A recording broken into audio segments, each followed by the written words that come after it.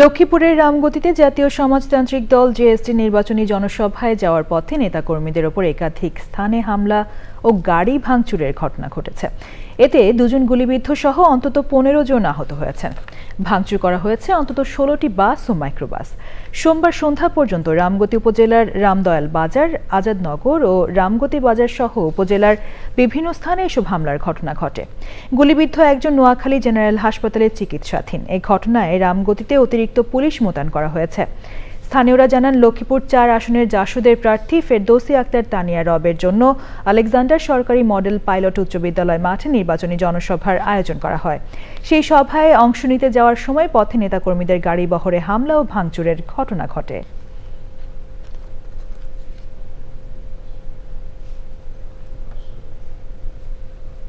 সাফাতুল্লাহ রনি ছিল দুলাল নাতার ছেলে।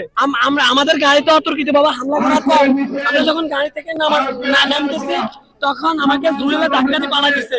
পালা দেওয়ার পরে পারভেজে ছাত্র দলের সেক্রেটারি পারভেজে আমাকে ছুরি দিয়ে গায়ে দিচ্ছে। আমি বাসের পাশে ছিলাম, গ্যালাস বাঁধি আমাকে ছেড়ে দিয়ে কোপ দিচ্ছে, যা আমার আঙ্গুল কেবল অর্ধেক পড়ে গেছে। এখন বাস আমাকে বাঁধি বসে রাখছে।